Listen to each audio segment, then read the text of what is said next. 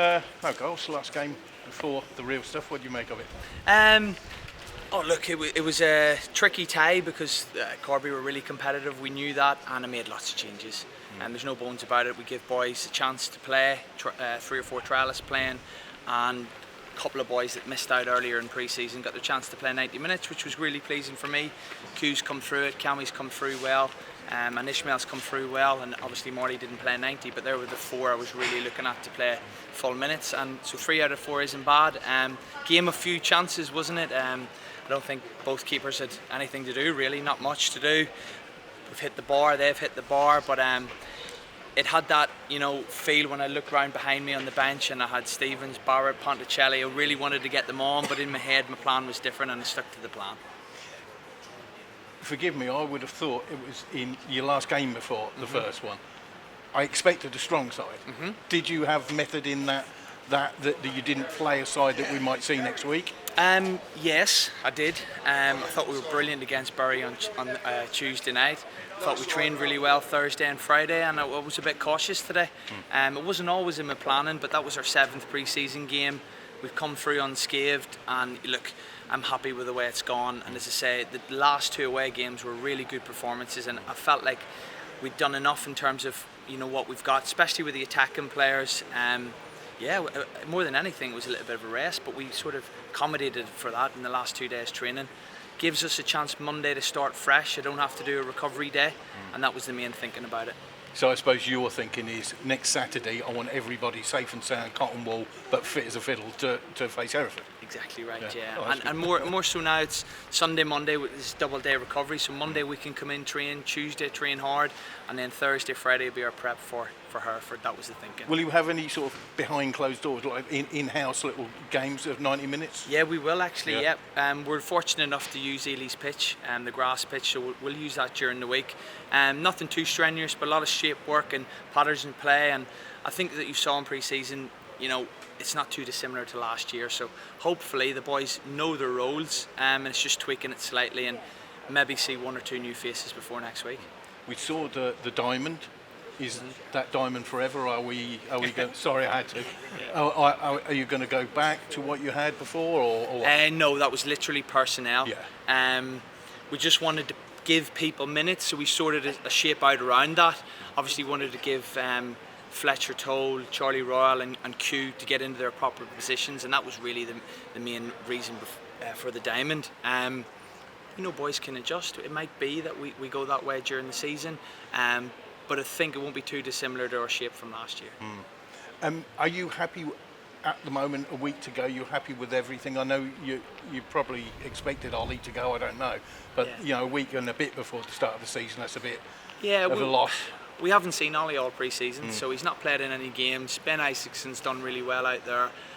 Maybe I'm expecting, fingers crossed, we get 1 over the line before next Saturday, and possibly 2. These are the things I've been waiting on, and how to plan A and plan B, and as I say, if it doesn't happen next week, I'm happy with what we've got, but we'll always look to improve the side, and there's always going to be little changes here and there, but as you see with the core, I said from day one, we've a core of 11, 12 players from last year, and the message is the same. Them boys know each other, they've got a really good team spirit, and the spine of the side's strong, and I'm really happy with that.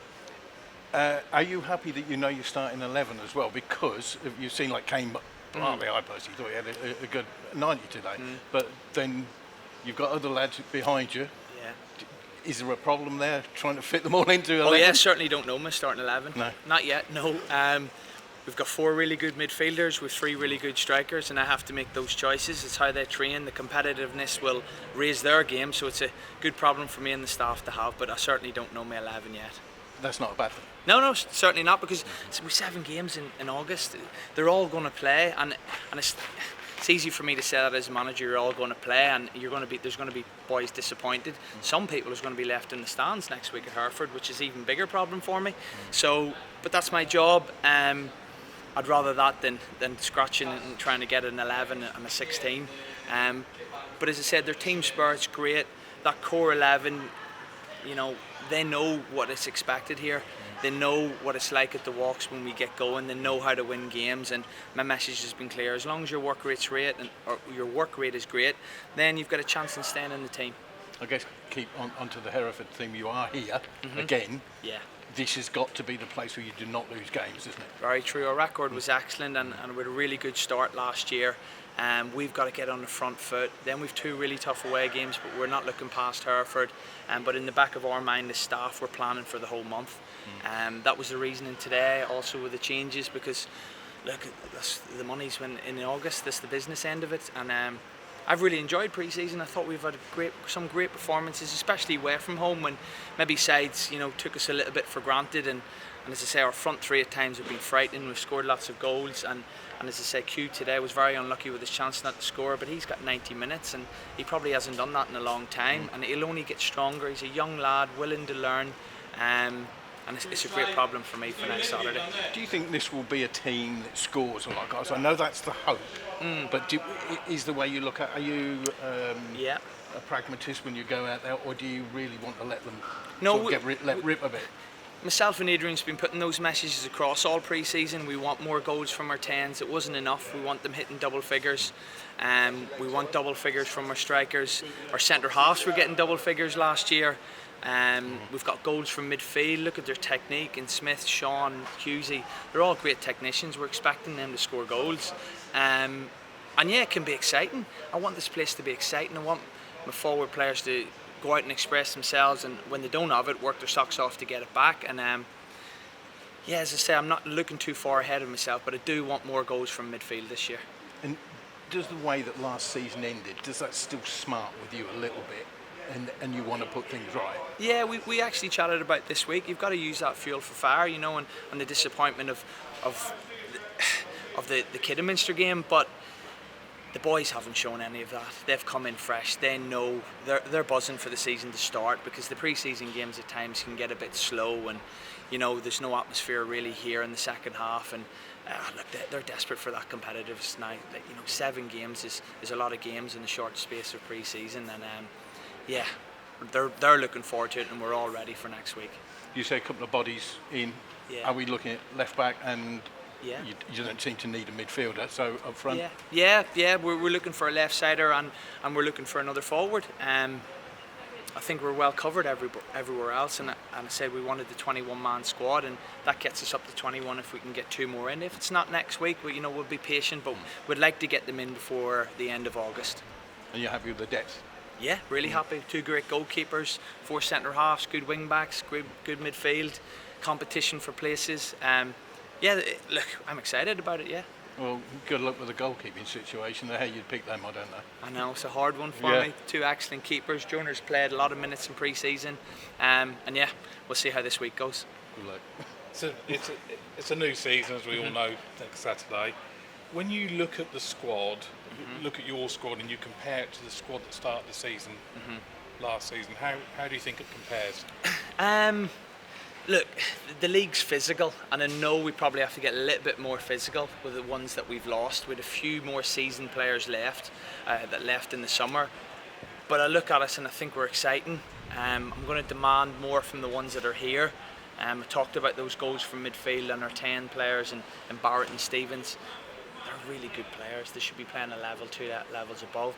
But we're all here for a reason. They know they're hungry to do well for the club, and as a way, we're not going to look too far ahead of us. That's basically what I'm trying to say.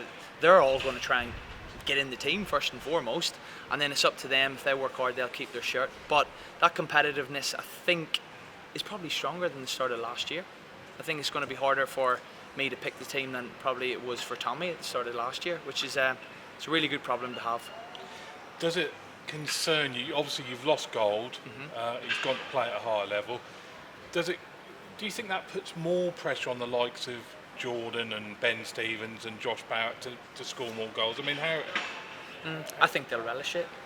I can see in the way they're playing in pre-season and Q, they'll relish the fact that we might play slightly different and more dynamic. And gold was great for us, but we're going to play slightly more dynamic, and we've got 3 great footballers. They've got an unbelievable relationship. We spoke yesterday in training how we're, as a staff, we love watching them play every day, and they've got that freedom under me to go and express themselves. And when they don't have it, they're even dangerous as well, because they're so fit and agile, and they can get that ball back and create their own chances. So it's exciting. yeah, they'll relish it, and there's no talk about last year at all, really, to be honest. Just to mention your midfield, do you think there'll be a more energetic midfield than the one you've got in do you think there'll be many sides with the same kind of energy levels? Yeah, look, pre-season's difficult sometimes to gauge, but I know the work that they've put in, and I know they're gonna last the course. I'm really confident in that. Touch wood, they don't get any injuries, but the style of player that we went looking for, we got, and I'm really, really happy with the additions that we brought in. And this is your first full season in charge. National League North. How are you feeling going into it? I'm excited, as I said earlier. I'm not looking too far ahead of me. You're only as good as your last game, and I go on that motto. And it's the same with training. I make sure we demand standards of ourselves every day. We've got to use the advantage of training every day. I know we're not taking it for granted. It's nice to say we're full time, but there's no point in saying that if you're not going to use it properly. And I really felt like we've put the work in pre-season. We're not going to be perfect. We're going to make mistakes, but I'm hoping that as a squad, the boys that don't play will be ready to come in a bit better than last year. And Chris, I think, alluded to it earlier in the interview how important it's going to be here at home. You want everybody behind you, don't you? Yes, as I said, second half here, it was a different feel about it, and I know next week's going to be different. Obviously, Hereford, I think we're bringing 5 coach loads down, so I want our side rocking over the far side, and it is really a rally call to get behind us. I want that excitement. The 5 games in the playoff game that I took over, their support was immense, and it was great, and this is why I wanted to get the job so badly, because I felt like it just went well. So as I say, I'm not going to look too far ahead of me, and just hopefully it's this rocking next Saturday.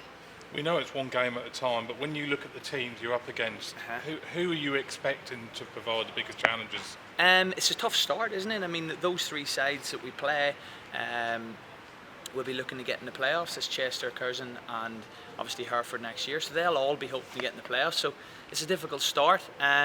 It's a good start because then it'll be a good gauge for where we are. And obviously Scunthorpe was spending a lot of money, and they've signed good players, but pressure's on them a little bit, isn't it? Because last year they were the failed of our league probably this year, and unfortunately they pipped us by 2 points, but we'll see how it goes. I think I did see the odds. Did I you? can't remember what you were. I think it was something 12 to 1. 12 to 1, yeah. Is that a fair reflection of where you're at, do you think? Who was above us?